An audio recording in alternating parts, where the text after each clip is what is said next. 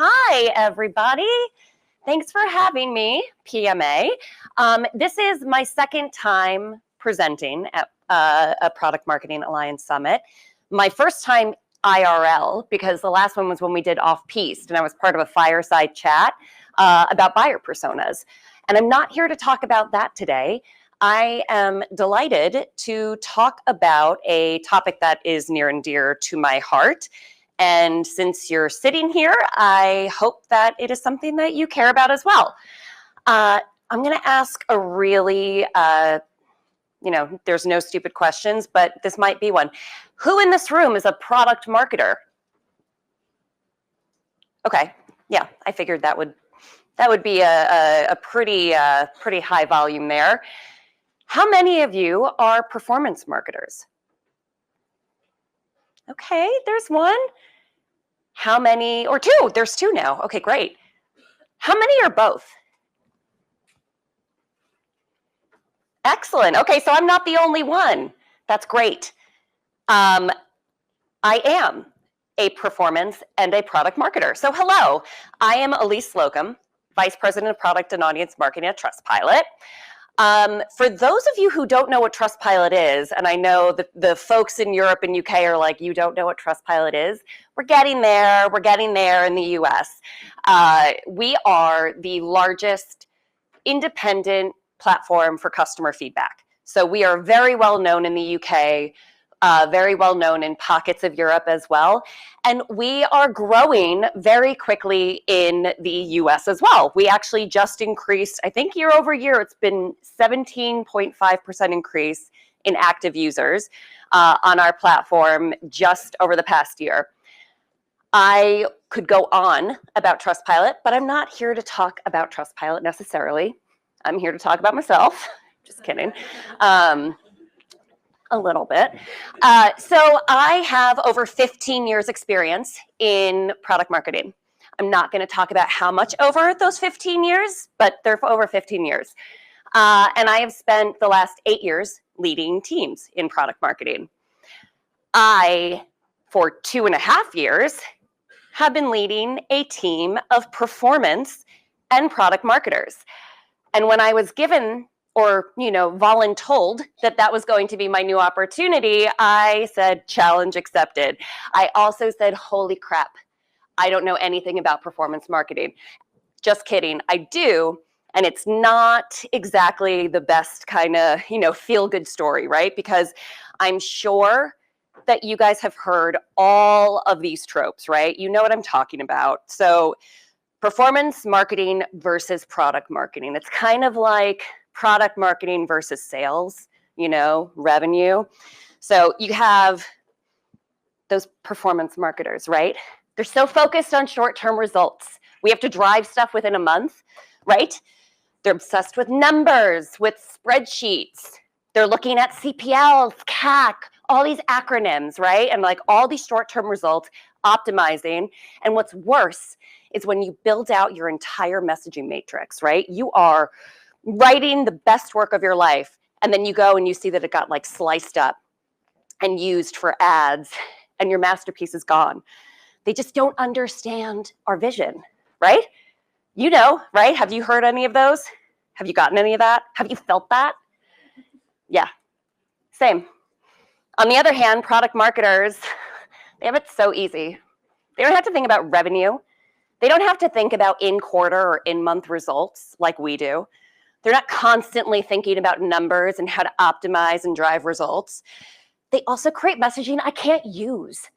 So I have to cut it up, I have to put it and make it fit into my ad specs. And just like Michelle was talking about, they sometimes think that we don't have OKRs to hit. We don't have, real targets that we need to be able to achieve, real objectives, right? We're vibes. We love vibes, right? We love storytelling, I have a great story. And by great, I mean a completely seething story for me. So a few years back, I was working as a product marketer, and I had been working with the largest group of marketers I've ever worked with before. So I was a little nervous. it was, some time ago. And so product marketing wasn't new, but it was kind of not necessarily unheard of. And I think even still, you think about, okay, well, what does product marketing do? And what is your flavor of product marketing? So I was really proud of myself. I used an analogy and I was talking about a whole launch strategy. And like the really avid sports fan I am, I was like, okay, so picture us as quarterbacks. And for the UK, I'm talking about football, American football, and, not soccer. Anyway, you could use that too. But anyway, I was saying product marketers are like the quarterbacks, right? We're thinking about the strategy and the different, like, who is the audience? How do we want to take this all to market? What are the different channels, the different formats that we want to bring to life, right? And you guys, you're the team, you're the offense here, and you all play an expert role. And together, we're going to get that touchdown. And I was so excited, and people were like, yeah, okay, cool. So I felt really great. And then I went to the bathroom, and the vice president of performance marketing was in there. She comes to me. She goes, that was really interesting, Allyse. I was like, thank you. I thought so too. And she was like, it must be so interesting to have a job where you don't have to do real work. Excuse me? Yeah, true story. She did. And needless to say, I walked out and I didn't go back to work because I didn't have a real job anyway. No, I'm kidding. I was gobsmacked, to say the least, because I do a lot of work. I mean, that whole thing was a lot of work, and it took so much time to think about the go-to-market, right? So look, needless to say, these two teams have had their moments. But the reality is that when performance and product marketing work together, they can make real marketing magic. And the sky's the limit. And look, the numbers show that as well. So why would you align product and performance marketing? Well, it has very real results. It drives both brand and revenue performance. You could see these stats here. So one is from Marketo, and it is showing that up to 208% more marketing revenue per campaign is generated when you align your marketing teams. Also, companies that ensure consistency between product messaging and marketing efforts see a 23% increase in brand loyalty. Not only that, it's kind of table stakes now. Think about it, right? You're always thinking about your audience, how you want to target them, and that has to include personalized messaging, right? 68% of customers expect brands to prioritize personalizing interactions. So think of it this way. Without a clear audience strategy, without clear messaging, performance marketers are wasting money on ads that don't convert. Alternatively, without good engagement data being fed back, product marketers are creating messages that don't resonate. So think about it this way. You're a product marketer. Again, I was talking about our masterpieces that we do, because we do storytelling, right? You are writing a Pulitzer Prize-worthy novel, and it doesn't have any readers because no one's publishing it and making it come to life for you.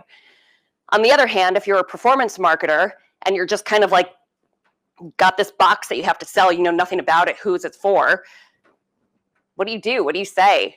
How do you drive engagement? How do you get people to buy it? So again, if you think about it, you can't afford not to align these two teams. So how? Well, there's a lot of different ways that we could do this, right? I'm going to cover 3 steps. There's many more, but I think these are the 3 that really resonate with me, and I hope that they resonate with you as well. So step 1, unite the teams. You could corral them all together like I did and force them to work for you, but you don't have to do that. And actually, the next slide I'm about to show is really what Michelle was talking about in her presentation. So she really laid the groundwork for me. So thank you, wherever you are, Michelle, if you're still in here.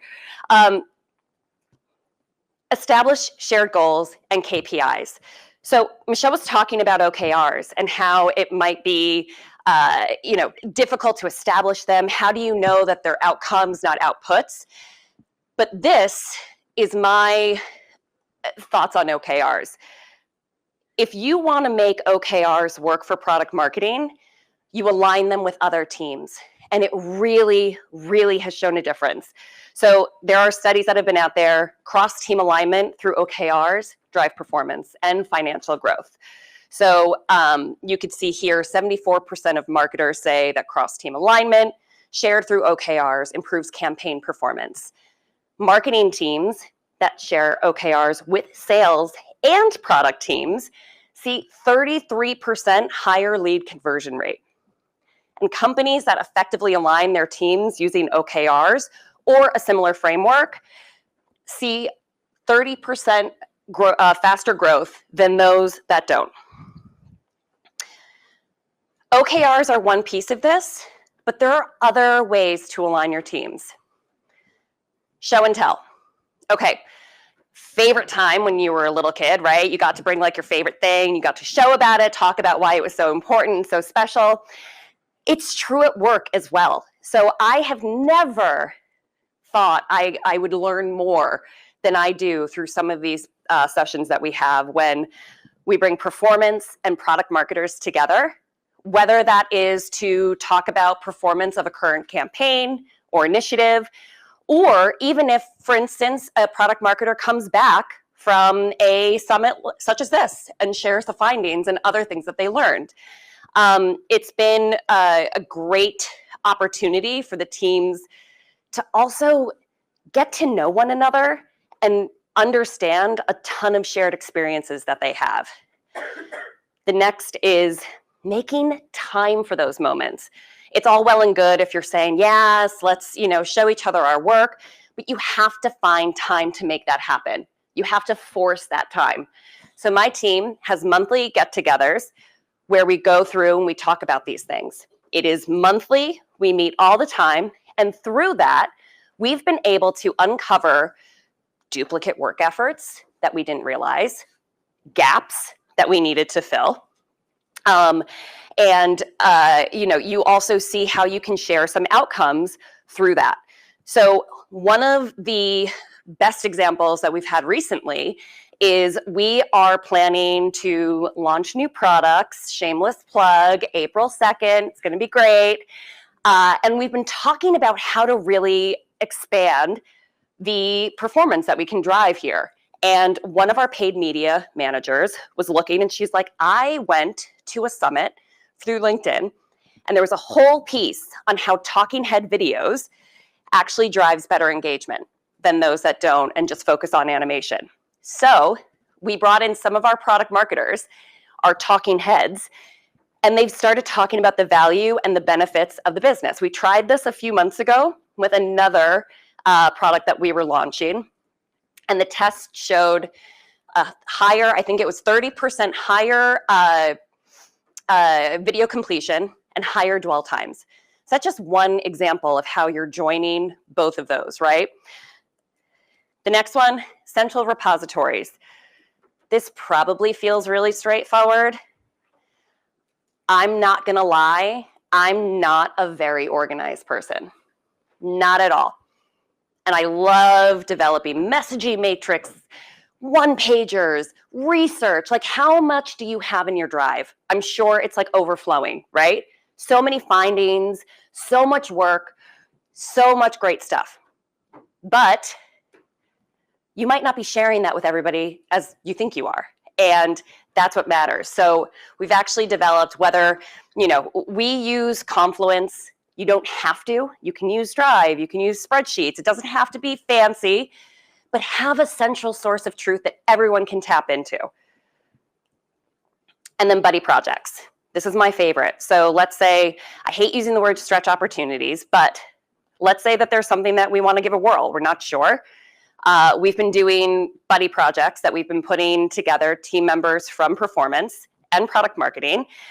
And this one is a really great, so one of the ones that we're doing, or one of the initiatives we have going on right now is the product marketing team at Trustpilot owns an OKR for business adoption. We've actually identified key attributes that when a business is in our product, we've identified certain behaviors that correlate most to retention. So we've developed a metric on that to measure how we can move it and get more businesses to do that. The great piece about that is we've been able to work closely with our very close buddies, our performance marketers, on how to create a multi-channel onboarding and engagement experience. We've also been able to use that data to show targeted cohorts. So based on these behaviors, we've been able to slice up our audiences into certain cohorts, and we now have very targeted messaging to leverage for upsell opportunities. So that's yet another example of how product and performance marketing can work together. And that leads me into the next step. Utilize data-driven decision-making. And that's not just performance data, it's not just product data, it's both together. And again, I'm going to show more stats here. So data-driven organizations have 23 times higher customer acquisition rates. They also, businesses that use data-driven personalization have 5 to 8 times higher ROI of marketing spend. And finally, in a CMO Council study, 91% of marketers use data-driven decision-making. They've achieved competitive advantage in both customer engagement and loyalty. So what does this look like? So I apologize. I'm now looking at this and it looks like a wood chipper. So like, don't think about the whole Fargo aspect of this. This is like my magic funnel on its side. And it's about integrating these findings, right? So when you start to put in product usage behavior, and you start to map that with like email engagement rates, and you start to think about voice of customer, and you input that. And then you start to think about real-time ad performance, and what's that saying? Conversion rates, competitive intelligence. What we have found is that you start to have far more effective A/B testing. You have lower CAC. We've had improved audience targeting, higher performing campaigns, and it leads to very optimized budget allocation. And so step 3, we all know this. It's very near and dear to our hearts. And it's near and dear to performance marketers as well. You always consider the customer, always. Because look, both teams have very unique and very valuable perspectives on that. Product marketing, who are they? Who are these customers? What are their challenges? Who are the buyer groups? What do they care about, and how does your product meet those unique needs? Similarly, performance marketing, where are they? They know where they are. They know what they're engaging with. They know how they are making their way across that customer journey. And then together, you start building a really kick-ass customer journey because you're leveraging all of these data points and you're working together to optimize it. So for example, you can have highly targeted ads based on the buyer personas that you've put together. And as you're doing that, you can start leveraging those ad performance metrics to create better optimized messaging based on that engagement data. As you start going through consideration, you can start to do nurture series where you're leveraging the work that product marketers are doing. Maybe it's vertical specific case studies, right?